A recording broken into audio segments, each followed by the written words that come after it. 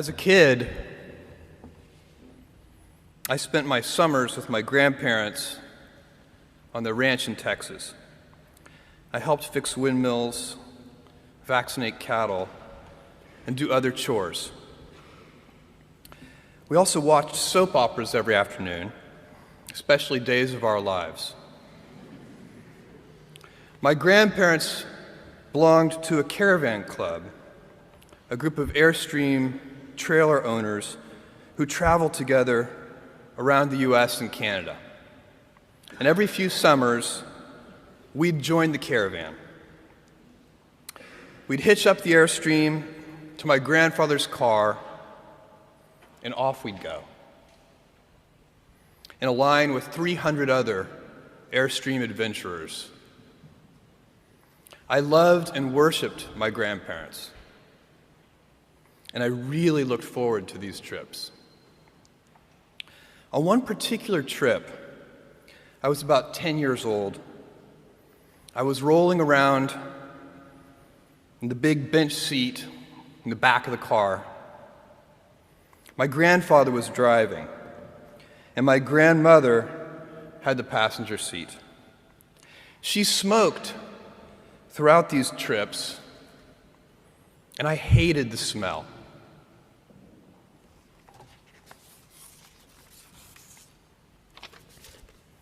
At that age, I'd take any excuse to make estimates and do minor arithmetic. I'd calculate our gas mileage, figure out useless statistics on things like grocery spending. I'd been hearing an ad campaign about smoking. I can't remember the details, but basically the ad said, every puff of a cigarette takes some number of minutes off of your life. I think it might have been 2 minutes per puff. At any rate, I decided to do the math for my grandmother. I estimated the number of cigarettes per day, estimated the number of puffs per cigarette, and so on. When I was satisfied that I'd come up with a reasonable number, I poked my head into the front of the car, tapped my grandmother on the shoulder, and proudly proclaimed, "At 2 minutes per puff, you've taken 9 years off of your life." I have a very vivid memory of what happened next, and it was not what I had expected.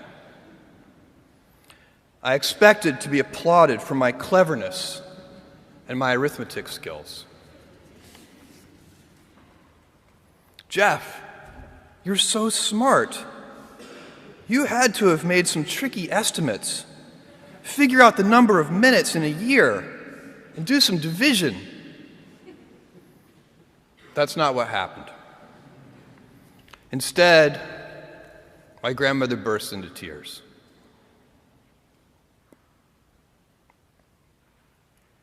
I sat in the back seat, didn't know what to do, while my grandmother was crying.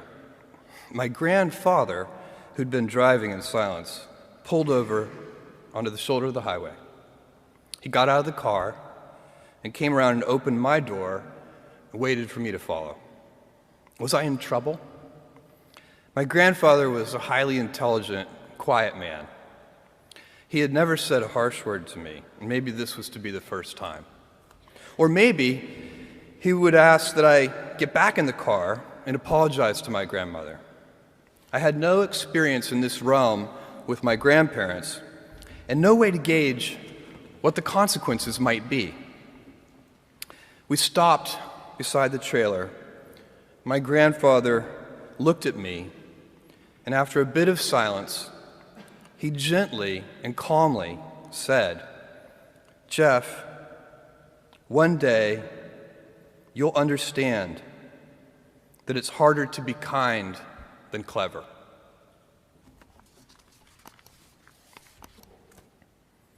What I want to talk to you about today is the difference between gifts and choices. Cleverness is a gift. Kindness is a choice. Gifts are easy. They're given, after all. Choices can be hard. You can seduce yourself with your gifts if you're not careful, and if you do, it'll probably be to the detriment of your choices. This is a group with many gifts. I'm sure one of your gifts is the gift of a smart and capable brain.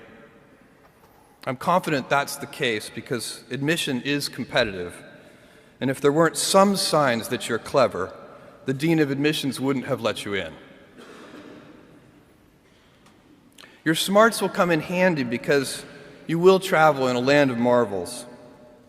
We humans, plodding as we are, will astonish ourselves. We'll invent ways to generate clean energy, and a lot of it. Atom by atom, we'll assemble small machines that can enter cell walls and make repairs. This month comes the extraordinary but inevitable news that we've synthesized life. In the coming years, we'll not only synthesize it, but engineer it to specifications. I believe you'll even see us understand the human brain. Jules Verne, Mark Twain, Galileo, Newton, all the curious from the ages would have wanted to be alive, most of all, right now. As a civilization, we will have so many gifts, just as you as individuals have so many individual gifts as you sit before me. How will you use these gifts? And will you take pride in your gifts or pride in your choices? I got the idea to start Amazon 16 years ago. I came across the fact that web usage was growing at 2,300% per year, and I'd never seen or heard of anything that grew that fast. And the idea of building an online bookstore with millions of titles, something that simply couldn't exist in the physical world, was very exciting to me. I just turned 30 years old, and I'd been married for a year. I told my wife, Mackenzie, that I wanted to quit my job and go do this crazy thing that probably wouldn't work, since most startups don't, and I wasn't sure what would happen after that. Mackenzie, also a Princeton grad and sitting here in the second row, told me I should go for it. As a young boy, I'd been a garage inventor. I'd invented an automatic gate closer out of cement-filled tires, a solar cooker that didn't work very well out of an umbrella and aluminum foil, baking pan alarms to entrap my siblings. I'd always wanted to be an inventor, and she wanted me to follow my passion. I was working at a financial firm in New York City with a bunch of very smart people, and I had a brilliant boss I much admired. I went to my boss and told him I was going to start a company selling books on the internet. He took me on a long walk in Central Park, listened carefully to me, and finally said, "That sounds like a really good idea, but it would be an even better idea for someone who didn't already have a good job." That logic made some sense to me, and he convinced me to think about it for 48 hours before making a final decision. Seen in that light, it really was a difficult choice, but ultimately, I decided I had to give it a shot. I didn't think I'd regret trying and failing, and I suspected I would always be haunted by a decision to not try at all. After much consideration, I took the less safe path to follow my passion, and I'm proud of that choice. Tomorrow, in a very real sense, your life, the life you author from scratch on your own, begins. How will you use your gifts? What choices will you make? Will inertia be your guide, or will you follow your passions? Will you follow dogma, or will you be original? Will you choose a life of ease, or a life of service and adventure? Will you wilt under criticism, or will you follow your convictions?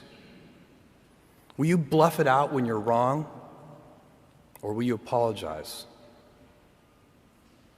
Will you guard your heart against rejection, or will you act when you fall in love? Will you play it safe, or will you be a little bit swashbuckling? When it's tough, will you give up, or will you be relentless? Will you be a cynic, or will you be a builder? Will you be clever at the expense of others, or will you be kind?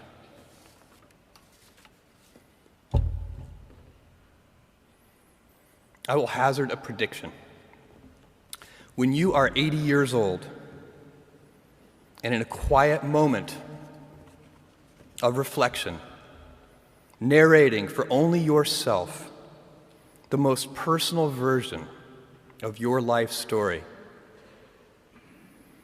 the telling that will be most compact and meaningful will be the series of choices you have made.